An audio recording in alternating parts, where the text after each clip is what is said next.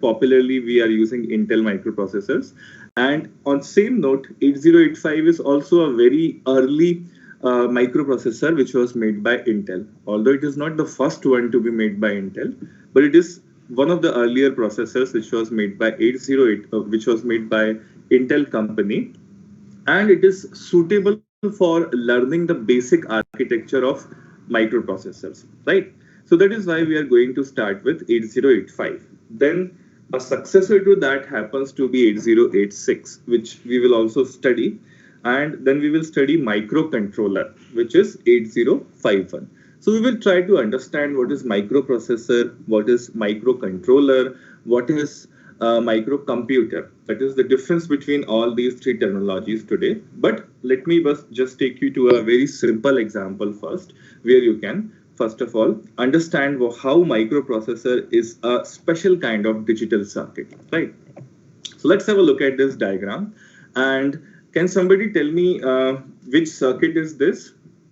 You can just take a minute and recall these A1 and A0 happens to be the input to this circuit. This E is the enable of the circuit, and you have got these outputs from Y0 to Y3. So can somebody recognize this circuit and tell me what it could be? Okay, so if you recognize it, please raise your hands. I will ask one by one. And it's not necessary to be correct, right? It's not necessary to be correct. You can make guesses. Making guesses is perfectly okay, because I'm not going to judge you until unless you have your examinations. Yeah. So raise your hands if you recognize this circuit.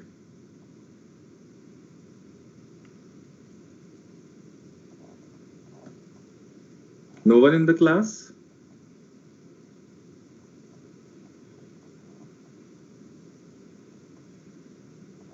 Okay, no problem. I will let you know what this circuit is. I will just give you hints first so that you can recognize this circuit by yourself. You might have probably studied this circuit in your digital logic course. So here A0 and A1 are the inputs, right? And here you supply the binary value of a number from 0 to 3, right? For 0 you have the binary code as 00.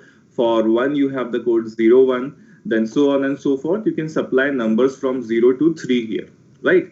So those numbers in binary will be supplied here, and whatever number is supplied here, corresponding LED at the output will be glowing. For example, if I supply 3, that is 1 1 in binary here, so the third number LED, if you start counting from 0, then this third number LED will be set to high. That is, this will be glowing, rest all will be off, right?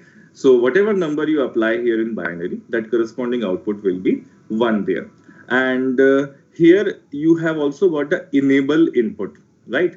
So this enable input, if this enable input is 1, then only your circuit will be performing. Otherwise, if this enable input is 0, you can see that this is a simple AND gate, right? And if one of the inputs of AND gate happens to be 0, then whatever other inputs are, irrespective of that, all the outputs will be 0. So this enable actually acts as a control kind of signal, which you can use to turn on or turn off the output of your circuitry. So now can someone tell me what is the name of this circuit? You might have studied this circuit earlier with a name. Demultiplexer. No, it's not a multiplexer, but you are close. It's not a multiplexer. Yes, Himanshi, you can tell me. A decoder. Yes, it is a decoder. And what is the size of that decoder, Himanshi, if you can recall?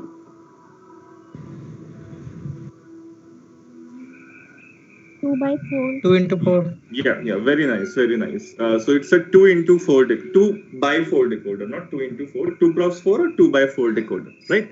So this is something that you are already aware of. Now, the thing is, if as an electronics engineer or as a computer science engineer or as IT engineer, you know this circuit, and I tell you to design this circuit, what you will do, you will bring this NOT gates from the market, these AND gates from the market, and then you will fabricate them onto a chip, right? Or you will apply these components with wires on breadboard, right? So after that, this circuit will be made, and accordingly, this circuit will function. So how many of you have visited college actually? I mean, is that the class where you haven't visited college even once because of pandemic, or you have visited college only in first year? So have you all visited college once? Yes, sir. Yes, sir. Yes, sir. Okay, in your first year, I guess. Yes, The sir. first semester. Yes, Okay, first semester only. Okay, so you haven't fabricated these circuits as such onto breadboard, etc. You haven't fabricated it onto breadboards? No, sir. Or in the laboratories, you might have seen some software when you were taught online. You might have seen some online softwares where you were able to fabricate these circuits. Am I right? Emulator. Yes, sir. Yeah, yes. You must be having some emulator. Have you seen how a breadboard looks like? Breadboard Yes, and sir. circuit? Yes, Yeah, yes, yeah. And how a printed circuit board look like? Have you No, seen sir. a printed No, sir. circuit board? So, okay, I'll just quickly show you this printed circuit board.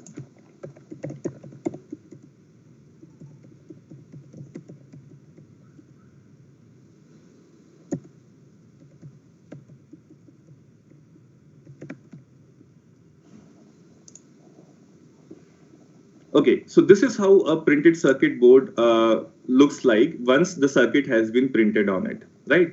So for example, we have just seen a decoder here, right?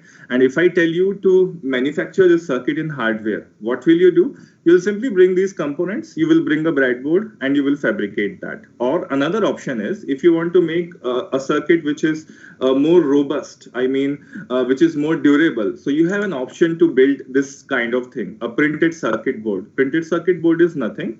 These connections, etc., they are printed not by using wires. There are these silver or copper linings through which, by using a particular machine, you print it and it works perfectly, right? So this is how a printed circuit board looks like. And if you even see your motherboard of your computer, it looks something like this. So it's an advanced version of this. We cannot exactly call it as a printed circuit board, but it is a printed circuit board technically with all the components fabricated onto one chip. I'm sure you must have seen this inside your computers if you have assembled your computer by yourself, or even if you open your desktop computer for testing, etc. from inside. This kind of motherboard must have been visible. How many of you have seen this? Yes, sir. Okay. So this is what I mean to say. I mean, if I give you to design this digital circuit, you will go to the market, and depending upon whether you want to fabricate this circuit on the motherboard, or on the printed circuit board, or on your breadboard, you will bring the components and essentially you will fabricate it. You will solder the wires so that they become permanent, and this circuit will be performing forever for you. Whenever you will apply input at A0 and A1, you will get the corresponding LED as one. Right now, the problem here is suppose next time I tell you to just design a circuit which is having a little different functionality than the 2:4 decoder that you see here, right? Earlier, I have ordered as a customer, I suppose you are a company, if I order you to design this particular decoder, you have designed it in a hardware circuit, and now I change my requirement. No, please, you just do this one change, that instead of having 2 inputs here, let me have 3 inputs here, and at the output, I should have 8 LEDs which will be shown. Or I might tell you to design a decoder which has a size of 2:3. I mean, I do not want this why not LED in my circuit. Although decoders are manufactured in the size of 2:3, I mean, even numbers have to be there in the power of 2 raised to the power of n. But somehow I tell you to modify the functionality of this circuit. But the problem here is that once the circuit has been fabricated, either onto the breadboard or onto the chip, what happens is, if I tell you to change it, you have to change the entire hardware from scratch. And that is impossible in some cases. If you have a small circuit like this, it's not very costly to entirely change the structure and make a new circuit, or even break these wires if it is fabricated onto a breadboard and make changes. But for the kinds of circuit that you usually see in machines, they are very huge. And after they are fabricated, it is very hard to figure out which wire does what. So the reusability of the circuit will be very poor. If I just tell you to change the functionality of this entire circuit. Does everyone agree with me on this? If the circuit is once fabricated onto hardware, it is almost practically impossible for a bigger circuit to make some changes, because you won't remember which wire does what. And even if you remember it, you have to bring new components from the market and fabricate it. So does everyone agree that this could be a problem for bigger circuits? Yes, sir. Yes. Yeah. Yes, sir. Okay. Yes, sir. So one thing, yeah, we all can make this session interactive, because all of my classes will be interactive. And I will also give you some pre-recorded video lectures for this entire course, which I have taught in the previous semester to a different batch. So don't worry about the course material, etc. Those pre-recorded lectures will be available to you. And unfortunately, some people have poor internet connection, not because the connection, they are not buying the connection. The problem is you might have some glitches in your connection. The network is not clear in your area. So for those people, I have got pre-recorded lectures also. I will supply you in your Microsoft Teams itself on the files folder. You can all access it, and you can read on your own also if it is possible for you. The video lecture is very small in size. One lecture will be less than 150 MB or so, I mean 100 MB or less, and you can download one, read it, and go through the entire contents. And whatever I am teaching, it is already pre-recorded there. So it will also be a help for you, because this course is mostly programming based course. So we will be learning a very new language here. So usually people have a habit of practicing programming in their free hours whenever they feel comfortable. So on that note, I have also got pre-recorded lectures which I'll supply to you. But live session, if it is there, we should take the advantage of interacting and clarifying our doubts. Okay? So with this little information, let me move forward. Now, the requirement now is scientists and researchers, they thought that we should be able to build a circuit which is general enough so that whatever requirement comes from user, upon one time the user will say that I want to have a decoder. Upon another time, a user will say that, oh, I want to have a multiplexer. Sometime he will want to say, or she will want to say that I only want to have a NAND gate. So my circuit should be general enough so that I should be able to control it somehow to emulate that function which is given by user without changing the hardware, underlying, right? I am not going to change my hardware, but there should be some arrangement in my circuit so that if the user wants to implement a particular logic function, that should be possible. And that circuit came out to be known as a general purpose digital logic circuit. General purpose digital logic circuit. And a circuit which was general enough, it came to be known as microprocessor. Am I clear to everyone? What is the difference between a regular digital hardwired circuit and a microprocessor? Could somebody repeat it for me? What is the difference between the two?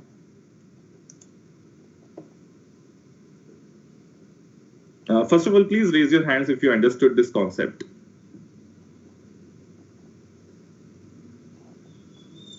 Okay, I guess no one has understood, so I will repeat it again. The circuit that I have shown you here, this decoder circuit or any circuit that you have implemented on printed circuit board, once it is hardwired, we cannot change it, right? Because changing the connection is costly. And if you disturb the circuit by pulling out wires, the functionality might be diminished, right? Because it's not always that you can take out wire and just simply put another wire in its place. The soldering connections or the welding that you do for larger things, it will be completely disrupted. So it is difficult to fabricate the circuit again and again. And to that end, scientists thought of making a general purpose circuit which will be able to implement any Boolean expression or any digital logic by using some control signals, right? For example, in this circuit, if you see, there is this enable control. This enable control can only switch on or switch off the circuit. But scientists thought that let us have some more controls, so that whatever is applied at the input side, it should be given to the output side depending upon the context of the equation that user wants to implement. Once he would like to implement a decoder, at another time he would like to implement maybe a multiplexer, or sometime he would like to implement a timer or a counter or something else. So my circuit should be able to perform in that general sense instead of rewiring it every time. That means once I have designed the circuit is fixed. Now you will be able to do multiple tasks with it. So that circuit came out to be known as microprocessors.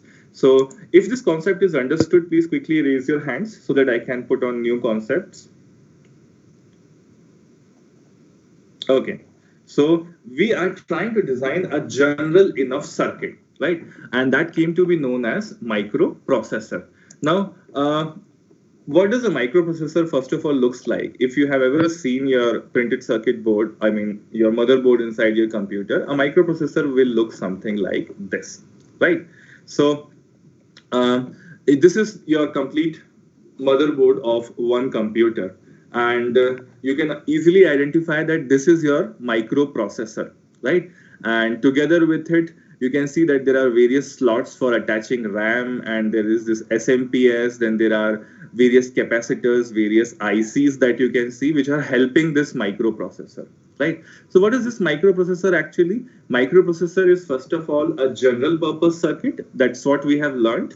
It is a digital logic circuit, because basically it's a digital logic circuit, but it is general purpose enough. And you can see that there are various helping components which are available.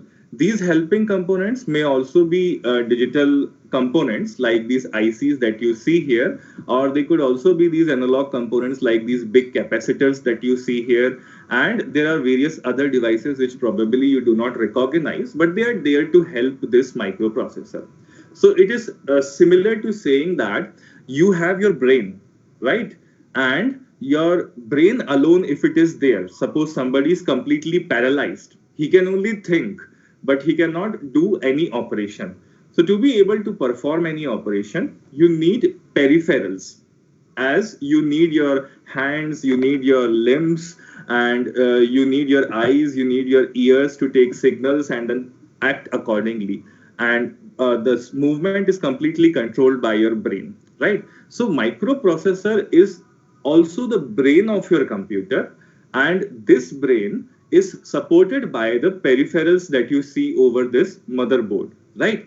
So this is your microprocessor, peripherals are there, and this complete motherboard that you see here is just called as a microcomputer, right? So there is a difference between microprocessor and a microcomputer. Microprocessor is just the brain part, and microcomputer is this entire circuit fabricated onto one single board, and it will be able to achieve certain tasks, right? So there is a difference between microprocessor and microcomputer, right?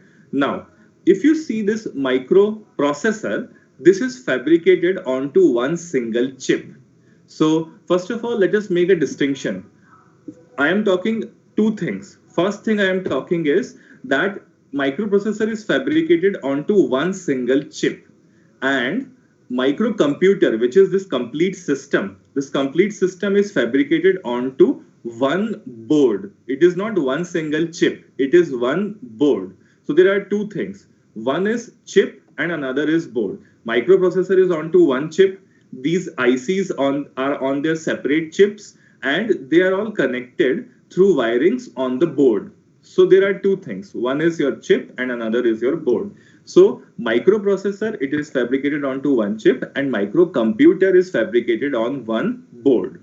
Now there is a third category. Which is called as microcontroller. And what is microcontroller? Microcontroller is also a microcomputer. I mean, the complete system that you see, the microcontroller will also be a microcomputer, but everything on that computer will be fabricated onto a single chip. I mean the microprocessor, as well as all the ICs, all the capacitors, all the RAM slots that you see, if they're fabricated onto a single chip, not onto a single board, if they're fabricated onto a single chip, then it is called as a microcontroller. So are these three terminologies clear to you? I will just repeat them once again. Microprocessor, microcontroller, and microcomputer. So microcomputer is a general term, which means that the board or whatever system you have, it should have brain part as well as supporting peripherals. So that is microcomputer. Microcomputer has got two parts, microprocessor and microcontroller. Microprocessor is only the brain part, which is fabricated onto one single chip. However, onto microcontroller, you have got the brain part as well as the peripherals fabricated onto the same chip, right? So these are three very different terms. Are these terms understood by everyone? So today I'm only introducing terminologies, and we are keeping things very simple, because from the next very session or the laboratory session, we will begin with the programming also. So if you have any doubts, you can raise your hands and ask your doubt till now. Although the things are very simple. Okay, Jatin, Sir, you can you have some repeat the doubt? micro, Yes, tell me. sir, micro computers? See, computer or a microcomputer is one and the same thing.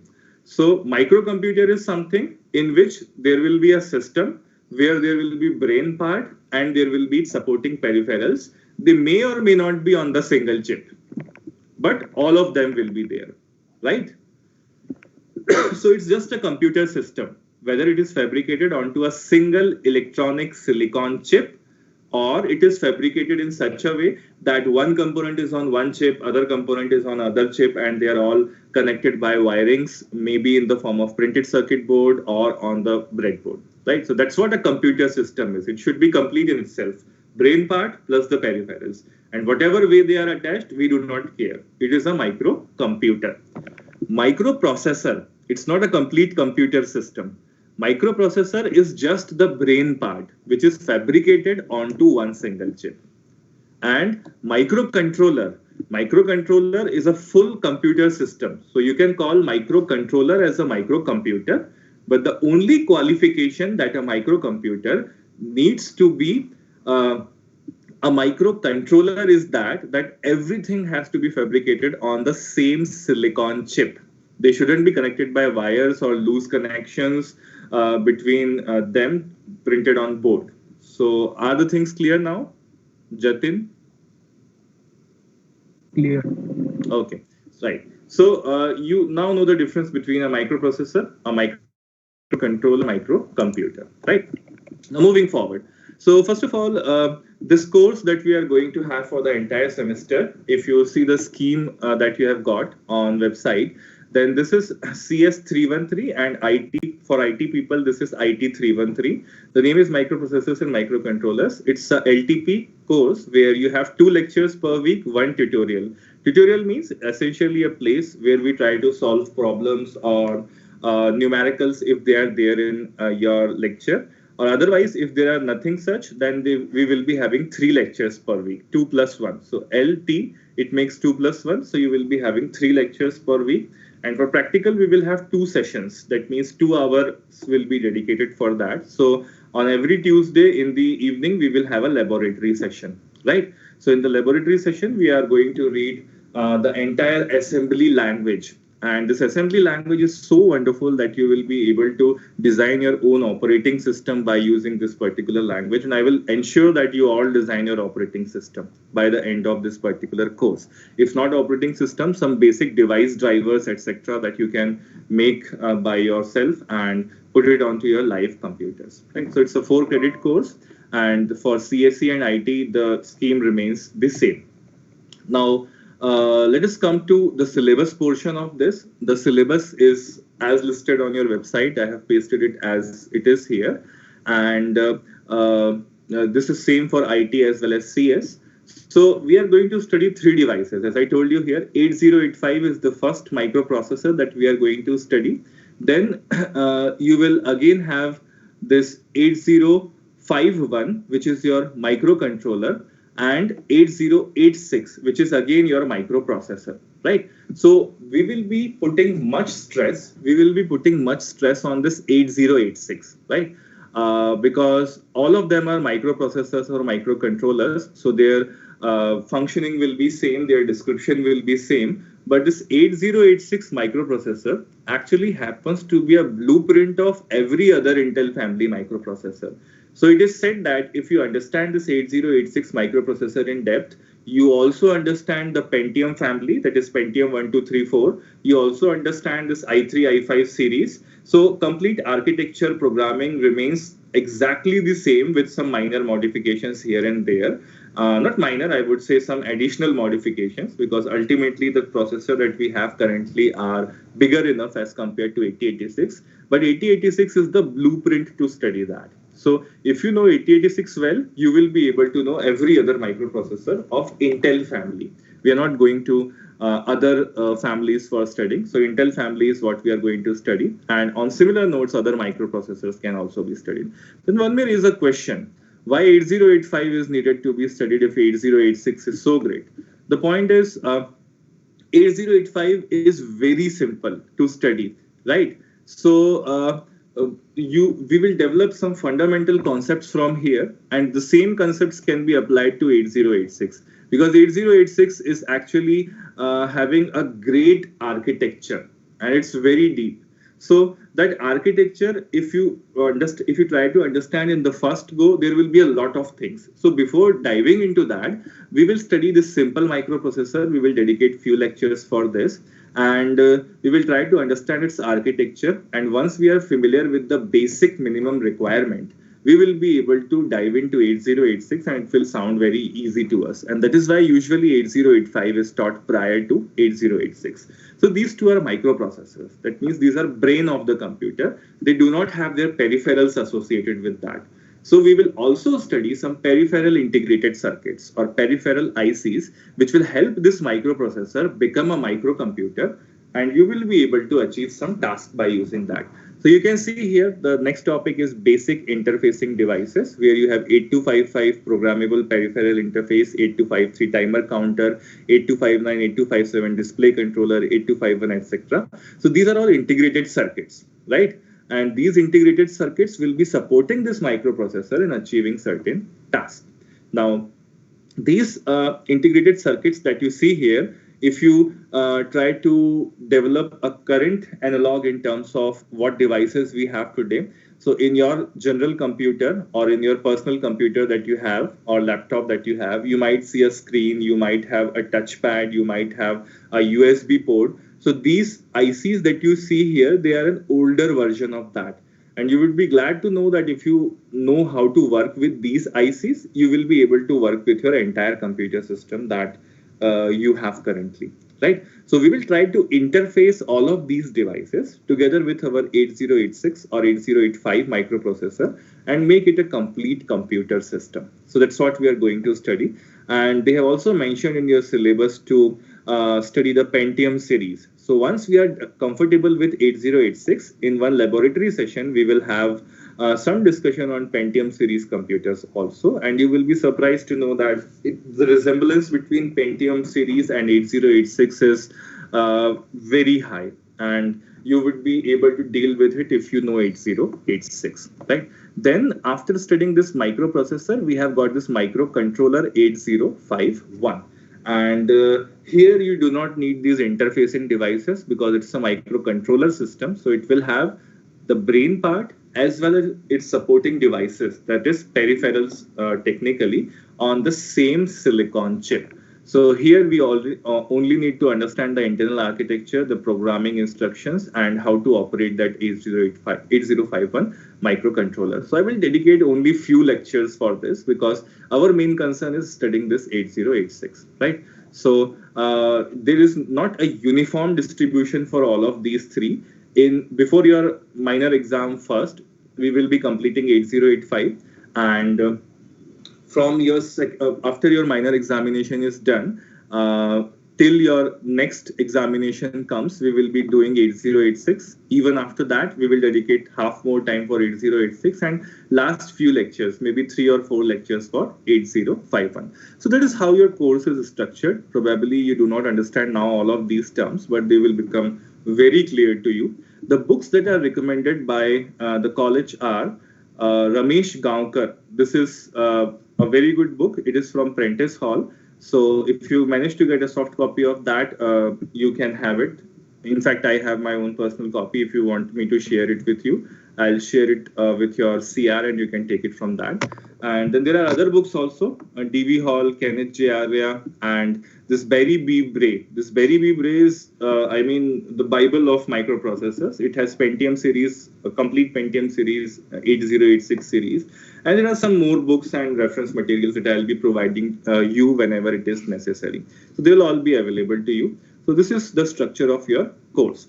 So any special points that you would like to put up in terms of programming, because this is a highly programming oriented course, and from the next lecture itself we will begin programming. So any inputs that you want to make, that you want to have this kind of sessions or that kind of sessions? Anybody, any inputs that you want to make? Microcomputer can be fabricated on a single chip and single board, both of them, or just one? See, if everything is on a single chip, then you do not need board, na? If everything is fabricated onto a single chip, I mean, your monitor is also there on a single chip, your keyboard is also there on that chip, so you don't need to have a board to support them, right? So don't worry, I will show you very good illustrations. I have just illustrated terminologies today, so the things will start becoming clear to you. And all the open source software that I am going to use will be provided to you. So you will enjoy this entire session of programming in microprocessors assembly language, right? So now moving on.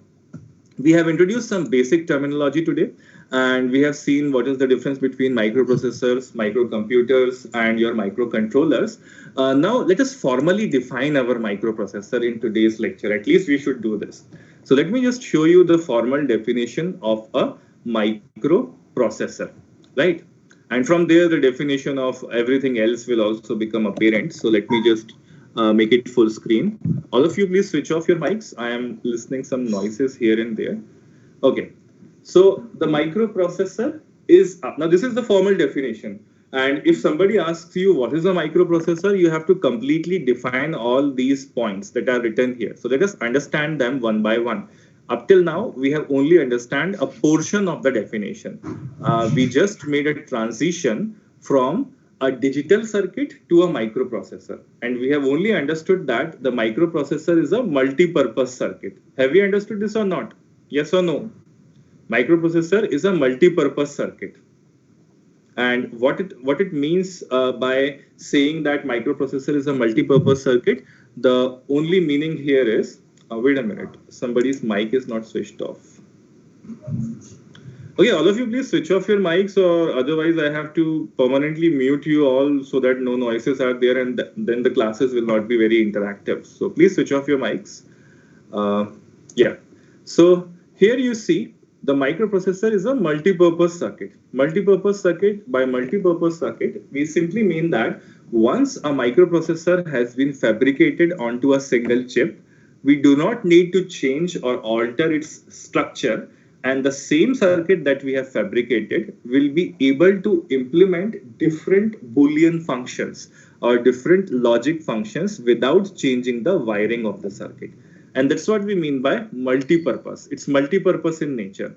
All the other digital circuits that you have designed in digital logic design course, they were special purpose digital circuits, or they were dedicated digital circuits. Microprocessor is a general purpose digital circuit. And we have understood this through our discussion up till now. Now it is clock driven. It is clock driven because, see, there should be some discipline inside microprocessor. That is, sequence of events is supposed to happen. For example, on your computer, you run any software, right? You are running Microsoft Teams.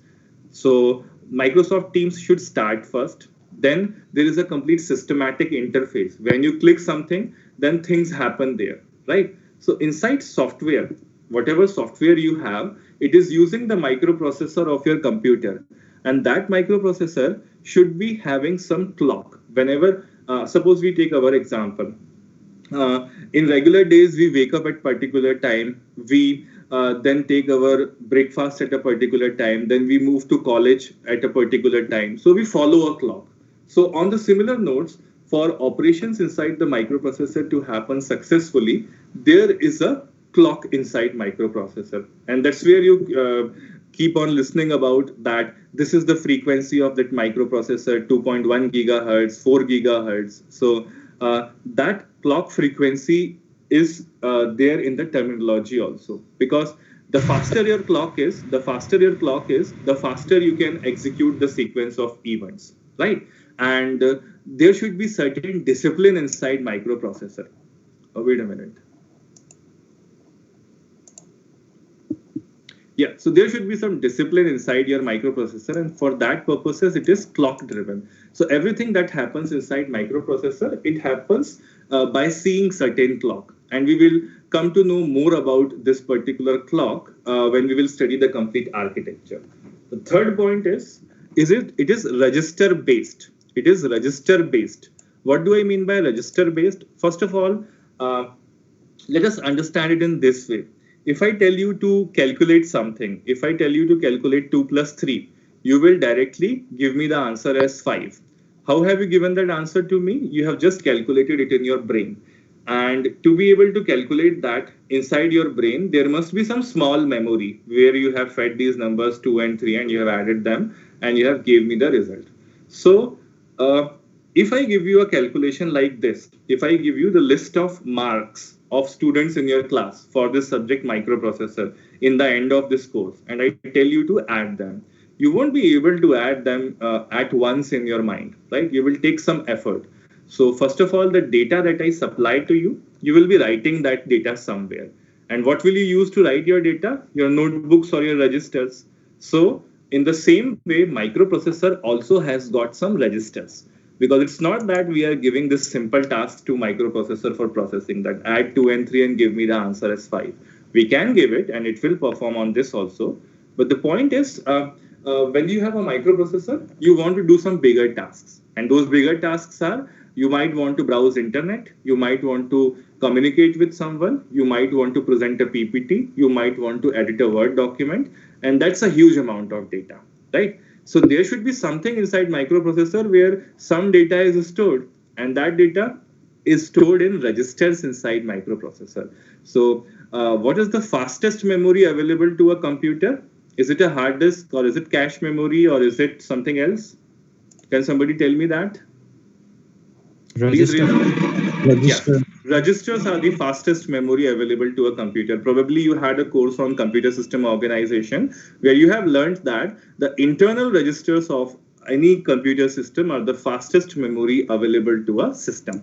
So that is why it is a register-based device. There are various registers, and we will see all of these registers have been assigned some roles, or some of them are generic enough to be used as anything. So it's a register-based device on the account that the data it deals with is very huge, and we need to keep that data somewhere for faster accessing. So we cannot always rely on the external hard disk and fetch that data from there, because that will defy the purpose of having a microprocessor. We want to have it as speedy as possible, and for that we need to have some internal registers from where the process of fetching the instructions and storing the instructions is extremely speedy. So that's why it's a register-based device.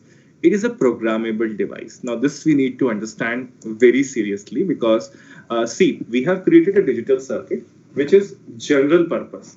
And we say that it will be able to implement any digital logic function.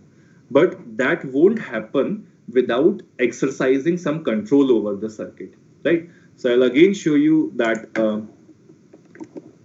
I'll again show you this slide where we have seen the basic decoder, and this decoder only had this enable control. But inside a microprocessor, the control part will be more. And how will that control happen? That control will happen by specifying what to do with the data that is at input. Here, how do you specify it? You can make the enable input as either 1 or 0, right? So in that way, your circuit will be either functioning or it will be off.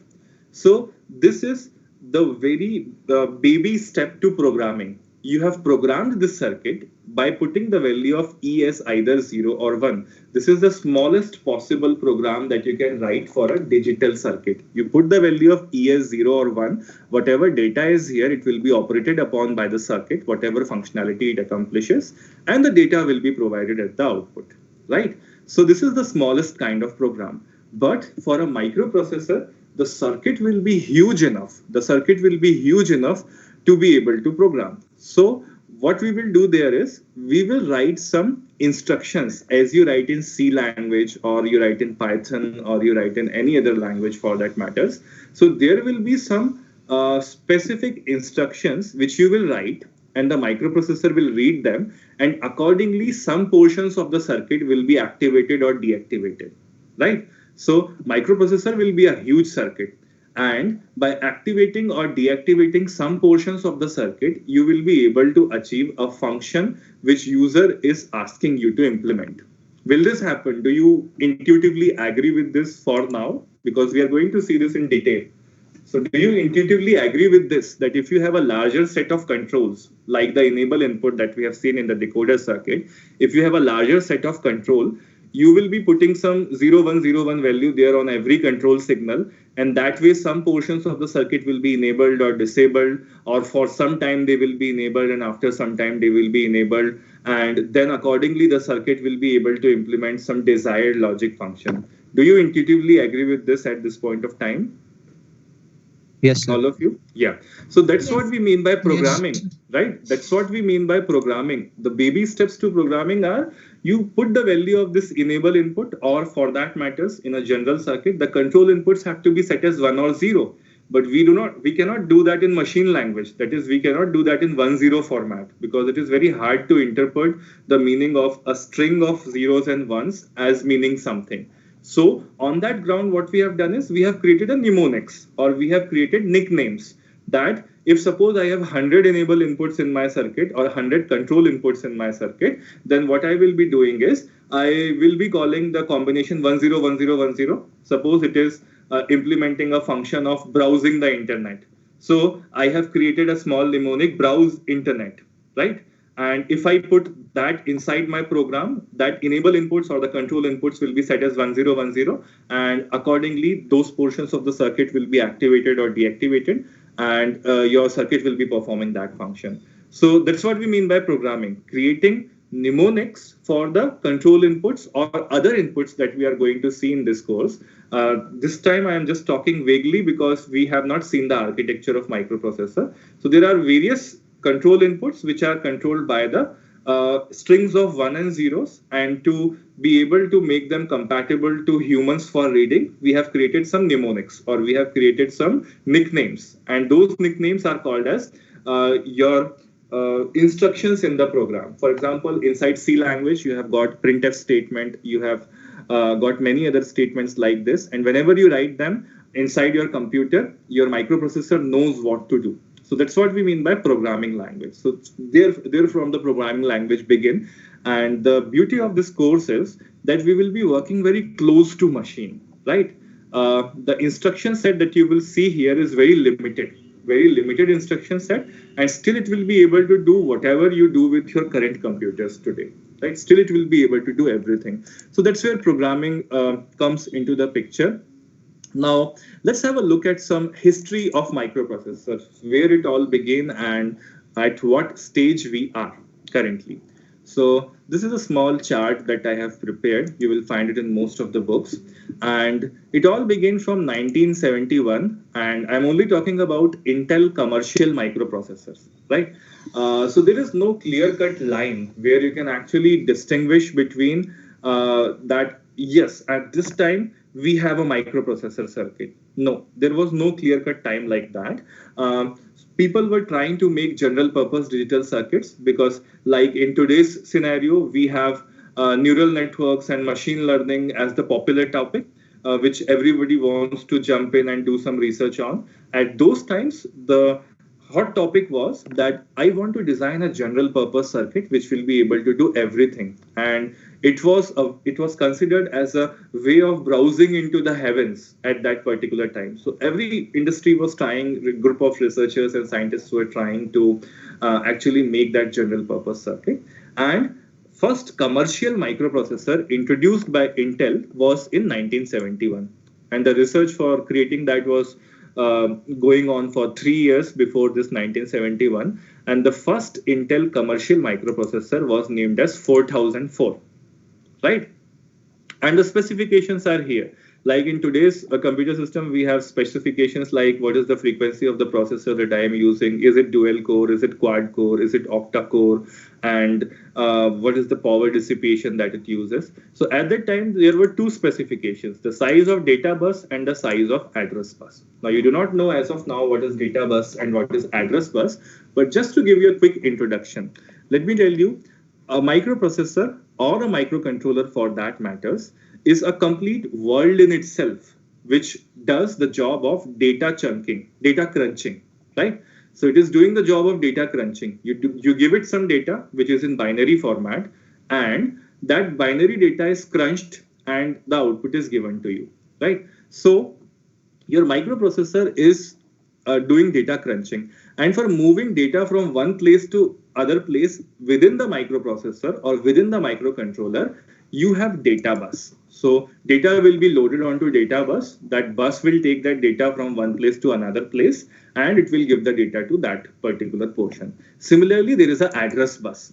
Now, address bus will guide the data bus. I mean, it will guide the data that where you want to keep that data. So there will be two buses. One is address bus. There the address will be attached, and there will be a data bus. So address bus knows every place inside microprocessor. So the data bus will follow the address bus, and address bus will take you to that place. Data bus will just dump that data there, right? So this is just a vague description. In the very next lecture, you will be able to appreciate what data bus is, what address bus is, because I will show you the actual architecture and programming part. So now the data bus has got some size, address bus has also got some size. So data bus for the initial microprocessor was 4 bits, and the address bus of that was 8 bits. So you can now very well know how much memory it can have, right? Because 2 raised to the power of 8 would be the size that could be addressed by that complete microprocessor. So the external memory that can be interfaced to that microprocessor can have a size of 2 raised to the power of 8. That is 256 bits only. Size of hard disk externally interfaced to the microprocessor, right? And 256 bits in today's world means nothing, but initially it was sufficient enough size.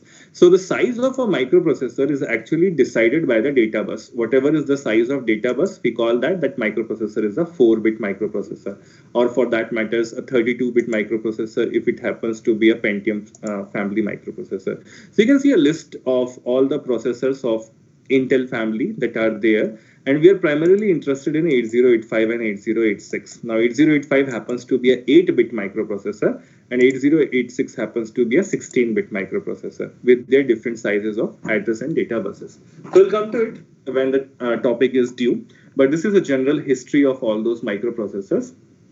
And let me also quickly complete the definition that we begin for this microprocessor. So we have already understood microprocessor is a multi-purpose device. It's a clock-driven device. It's a register-based device. It is programmable also, because we now know what programming means. And it's a digital integrated circuit. Of course, we begin from digital integrated circuits. Now, these are the characteristics of a microprocessor. But what does it do? So the microprocessor is a multi-purpose, clock-driven, register-based, programmable, digital integrated circuit that accepts binary data as input. So whatever data you give it, it is interpreted as binary and it is taken as input, processes it according to the instructions stored in memory. What are these instructions? These instructions are the set of control instructions that will enable or disable some portions of the circuit so that you will be able to imitate a particular Boolean function, right? So it processes it according to the instructions stored in memory, and provides the result also in binary form as output. So that is the complete definition of a microprocessor. It is a multi-purpose clock-driven, register-based, programmable, digital integrated circuit that accepts the binary data as input, processes it according to the instructions stored in memory, and provides the results in binary form as output. So is every term in this definition clear to everyone? Because if any term is missing, you won't be able to appreciate things that we are going to do in this course.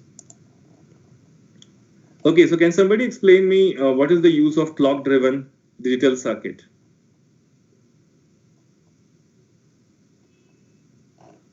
Raise your hands if you have understood the meaning of clock-driven inside the definition of microprocessor. Okay, Shyam, please tell me. Sir, to make discipline in microprocessor, it has to follow. That's correct. That's correct. Discipline is a word that we use in our terminology, but more technically correct, we can use that to execute things in sequence. To execute things in sequence as per the clock, we have this clock in our system. So discipline is also a right word to use, but it's more a human-like word. It's not a technical word. But when we will dive into the course, we will see how things are disciplined. We are going to see timing diagrams where with every tick of the clock, you will be able to explain that this is going to happen inside microprocessor, right? So that is the thing. Now, so I guess the meaning of all these simple terms is understood to all of you. Now let us also have a look at the history of Intel microprocessors, which I have just shown you. But now let us have a look at specifications of that computer also. I mean the computers that Intel built. So this is something that I have downloaded from Intel's website. And let me zoom it in for you so that we can appreciate and see where we stand in current technology and where we begin from. So these are all the pictures of motherboards that you see from the beginning. This is the first motherboard and it looks very messy. And the latest motherboard that you see in 2012 looks something like this, right? So you can just download this file for yourself from Intel's official website. But my aim here was to show you this. Yeah, 1971, we begin with Intel 4004 processor. And it had 2,300 transistors. All of you are aware of transistors? What transistors are? You might have studied those transistors in the basic electrical or electronic course in your first year or second year maybe. What are transistors? Can somebody elaborate? Any idea, any vague idea of what transistors are? You all had a course on basic electronics? Yes or no? Yes, sir. Okay, so any idea of what a transistor is? Can you recall something? Or is it too harsh of a question to ask to a CSIT audience? Three-terminal semiconductor device. Yeah, it's a semiconductor device which has got three terminals, and one terminal is used as input, other terminal is used as output, and the third terminal or the middle terminal is used to control the flow of electrons inside that device so that you can squeeze that device so that the flow becomes smaller. And if you allow sufficient space, I mean, if you do not squeeze that device, then more electrons will flow. It's just like when you water the plants in your garden, you hold a pipe in your hand, and if you squeeze that pipe, the flow of water will become fast, but small amount of water will come out of it. And if you allow all the width of the pipe to make the water flow, then the water will flow in very good quantities. So transistor is also the same thing, but it is doing the same thing for electron flow or current flow, right? So that's a transistor. And transistors are the fundamental things which we have in electronics. And here you can see that there were only 2,300 transistors in the first microprocessor that we have. And the technology was 10 micron. That means every transistor was at a spacing of 10 micron to each other. Even in today's age, it is difficult to imagine the distance of 10 micron for us. That is this very short distance. But if you look at computers which were there in 2012, you can see that it had 1.4 billion transistors. That's a huge number compared to what we had in beginning, right? And the distance now is 22 nanometers instead of microns or micrometer, the distance is 22 nanometer.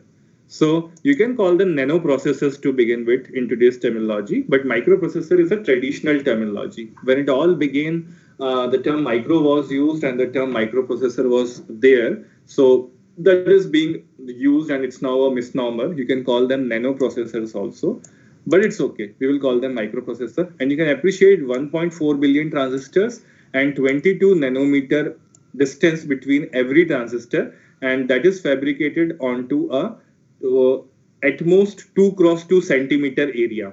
If you have seen your actual microprocessor chip on your motherboard, it's not more than 2 centimeter or 3 centimeter or something. It's a square of side 2 centimeter or 3 centimeter. So 1.4 billion transistors or 1.4 functional transistors are fabricated onto that chip, and the spacing between them is only 22 nanometer. So you can appreciate that, how close they are. So, okay, the time is over for today's class. We just had an introductory session where we talked about a lot of things. And I am just putting my phone number here. All of you can just save it because it will be used in laboratory session. So whenever I ask you to make some program and show me the output, you can always send me over WhatsApp, right? So I'm just putting my phone number here, although it is also there in class description, but I make a request to you to save it just now. It is 947-957-1037. So let me just make the font size of this bigger.